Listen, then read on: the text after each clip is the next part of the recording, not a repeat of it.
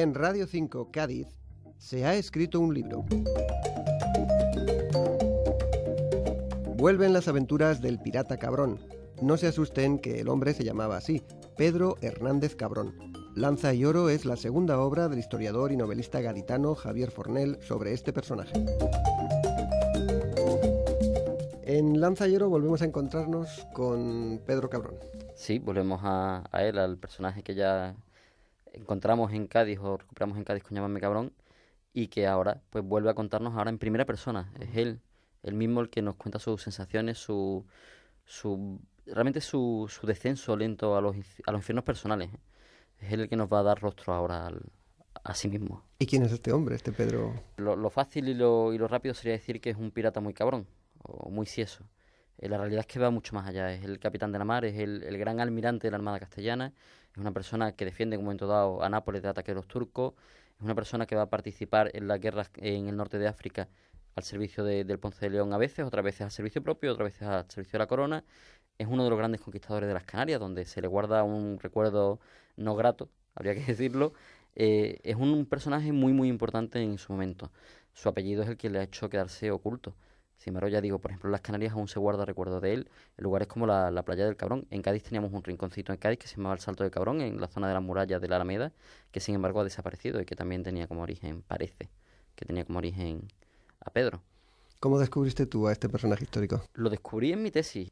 Yo estudio familias medievales gaditanas, empecé a buscar y de pronto me aparece un rincón, un tal Cristóbal Cabrón, no Pedro, Cristóbal Cabrón. Digo, uy, Cabrón, ¡ja! ¡Qué gracia! Empiezo a buscar. Veo a Cristóbal, veo que tiene un hermano que se llama Pedro, empiezo a investigar a los dos hermanos porque lo que estudio es familia y me encuentro con que Pedro es un personaje espectacular. Personaje el que puedes ir buscando casi cualquier cosa de la Edad Media gaditana lo vas a encontrar, porque él va a ser comerciante, ya digo, va a ser corsario, va a ser pirata, no son lo mismo un pirata que un corsario, no podemos olvidarlo. Va a ser pirata en las costas de Aragón, va a ser corsario al servicio de Ponce de León, va a participar en la conquista del norte de África, va a participar en la defensa de ciudades en el norte de África, va a participar en el rescate de gaditanos que han sido apresados en el norte de África. Es decir, empiezas a verlo y vas viendo cómo el personaje va creciendo, hasta el punto que el propio Fernando el Católico en un momento dado le va a dar el perdón por sus actos. Además lo dice tal cual, por sus actos y males, por sus males y pecados, y se lo va a traer para él. Es decir, el personaje es tan duro, es tan fuerte, es tan importante en un momento dado que el propio Fernando el Católico, que es el gran rey de la Edad Media, no podemos olvidarlo, ¿no? El que va a dominar todo Castilla, Aragón, toda la península lo va a dominar él, va a decir tú para mí, tú conmigo, me da igual que seas castellano, yo te perdono. No va a ser Isabel, va a ser Fernando el que le perdone por sus actos, yo te perdono y era para mí. ¿Y tú en las novelas qué has hecho? ¿Recuperar sus aventuras o crearle unas aventuras? Habría que decir, un paralelismo, ¿no? Por un lado está el personaje histórico que vamos a ir viendo, es decir, aquellos sitios donde Pedro va a estar casi siempre van a ser sitios reales. Por ejemplo, Pedro, el principio de su vida, no lo conocemos, sabemos que actuaba de pirata en las costas de Aragón, pero no lo conocemos, entonces esa parte se inventa. El final de su vida, yo sé cuándo termina, yo sé que termina en 1496, con la campaña del Rosellón. Ahí es cuando Pedro va a morir. Eso lo sé ahora. Cuando empiezo las novelas, hace 4 años, no. Entonces aprovechamos en un momento dado continuar la historia. Sabíamos que desde 1492 93 no teníamos datos de él, pero podía estar vivo. Entonces lo que hicimos fue continuar esa historia, continuarlo hasta llevarlo a América y morir ya en 1507 para aprovechar llevarnos a Pedro a América y ver el cambio de mentalidad en Castilla. Como ya la Castilla mediterránea, la Castilla que mira a África desaparece, y ahora tenemos una Castilla y un Cádiz americano que mira a América. Y juntamos a Pedro, el último gran pirata del Mediterráneo, porque es el último gran pirata del Mediterráneo, con el primer gran pirata del Caribe, hablando siempre de castellano. Es decir, unimos a Pedro a Bernardino de Talavera.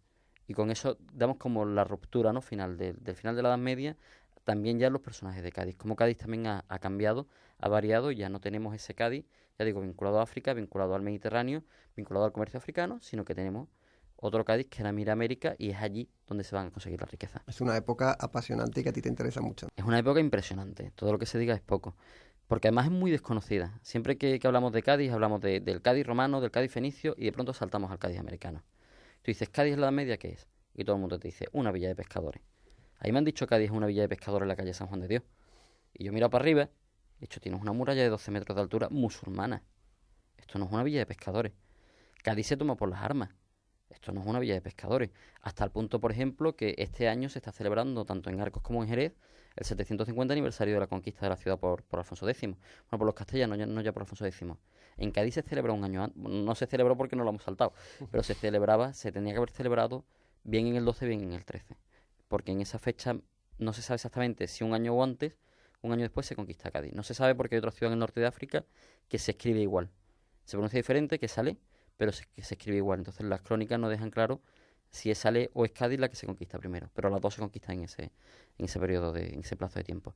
Cádiz es una gran ciudad. Cádiz es una ciudad que desde Alfonso X tiene el monopolio del comercio con África. Que se dice pronto, ¿no? Hasta el punto que cuando los reyes católicos, en un momento dado, ya al final, en 1505, los reyes católicos y el rey de Portugal intentan romper ese monopolio, los reyes católicos, y el rey de Portugal, dos coronas, intentan romper el monopolio de Cádiz, los gaditanos se enfrentan y consiguen mantener el monopolio. Es decir, tienen mucho poder económico. Muy pequeñita, unos 2.000, 3.000 habitantes, muy pequeñita. Jerez estamos hablando de que tiene unos 10.000. La diferencia es abismal. Sin embargo, el poder que va a tener Cádiz es mucho mayor que el que en un momento dado puede tener Jerez o pueden tener otras de las ciudades del entorno, siendo muy chica. Y a todo eso unirle ya partes de leyendas, por ejemplo, en época musulmana, con la venida y el asentamiento de los vikingos en la ciudad y que asalten desde aquí Sevilla, por ejemplo. Son hechos históricos de nuestra ciudad que quedan totalmente ocultos y que a mí, desde luego, primero me gustan y luego me parece muy divertido eso de ver cómo ya desde época tan temprana estábamos atacando Sevilla, que tiene siempre su punto.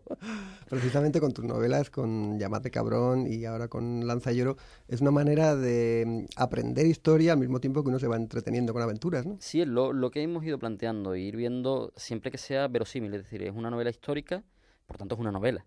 Hay que tenerlo en cuenta, el personaje histórico se inventa ciertos aspectos, otros son absolutamente reales.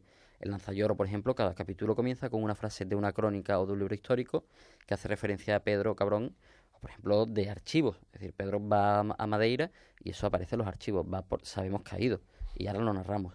Intentamos a partir de ahí ir enseñando la historia y que sea de forma verosímil, que cuando tú lo leas te lo creas, que no te aparezca un templario en el siglo XV, por ejemplo, para entendernos. Lo que se cuenta, si no ocurrió, al menos pudo haber ocurrido. El otro día me preguntaban, por ejemplo, ¿es cierto el encuentro entre Pedro Cabrón y Cristóbal Colón? No, no es cierto. O sea, yo no tengo datos de que ese encuentro fuera real, pero sí tengo datos de que Pedro Cabrón era un aliado muy cercano a Polo Batista de Negrón y que Polo Batista de Negrón en ese momento se convierte en el mecenas y en el que defiende a Cristóbal Colón en Cádiz. ¿Pudieron reunirse? Sí, pudieron reunirse. Claro que pudieron. ¿Lo hicieron? Eso no lo podemos saber, pero sí pudo darse el caso. En Lanza y Oro, ¿qué aventuras vamos a descubrir? Vamos a empezar en América con Fernán, el personaje que contaba la primera novela, el amigo de Pedro, llegando a América y enfrentándose a los primeros piratas, entre los que se va a encontrar, por supuesto, Pedro. Ya digo, ese salto al Cádiz americano, al mundo colonial, vamos a empezar por ahí. Y luego vamos a ir viendo, por ejemplo, el asalto a la isla de Madeira, vamos a estar en Azamor, una ciudad del norte de África, donde Pedro va a conseguir ser reconocido como uno de los caballeros y capitanes más valerosos castellanos, y va a quedar recogido así en las crónicas, como con 200 hombres logra salvar a una gran parte de la población castellana que estaba asentada en la ciudad.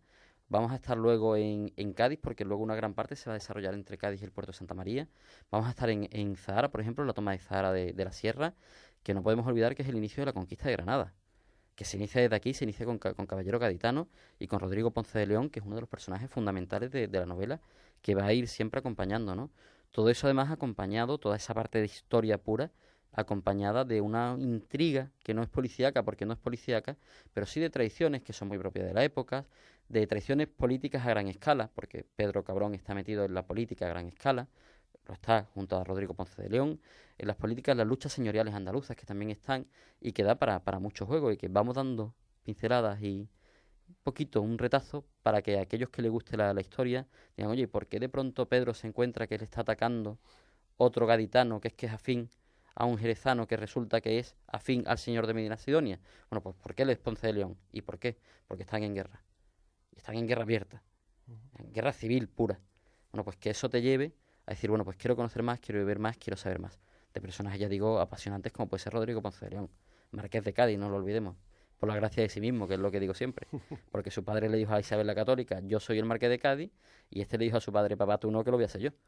Entonces se tomó a sí mismo el título de Marqués de Cádiz con su padre en vida y con Isabel la Católica callada sin ser capaz de decir, no te quito el título porque no puedo. ¿Y vamos a tener más aventuras de Pedro Cabrón? Puede haberla, sí, puede haberla. Hay una tercera ahí, porque la idea era una trilogía un primer libro contado por Fernán, que es este amigo que admira a Pedro, que podría ser mi alter ego, ¿no? Lo admira y lo intenta recuperar, por otro lado sabe que está haciendo mal, pero está haciendo mal en cierta forma, porque es la época, y en la época está haciendo lo que tiene que hacer, pero lo admira. Una segunda parte que es de alguien que odia a Pedro Cabrón, y lo va a contar el propio Pedro Cabrón, porque un personaje como él, en un momento como ese, en cierta forma tenía que darse cuenta de lo que estaba ocurriendo, y tenía que odiarse a sí mismo. Y una tercera parte de alguien que sea neutral, que sea de esa visión que sí que nos han dado las crónicas, de una persona desde fuera. Es decir, ya no estamos tan dentro de él, sino que es desde fuera. Ni lo odio ni lo admiro. Voy a darte la visión real de este personaje en la Edad Media. Y esa es la idea de ese tercer libro, que será mucho más literario, contando dos hechos históricos también en los que él participa. Por un lado, la defensa de Nápoles, y por otro lado, la campaña del Rosellón, que es posiblemente donde históricamente Pedro muriese. Pues hasta que llegue ese tercer libro disfrutaremos de momento de este Lanza y Lloro. Muchas gracias, Javier. Gracias.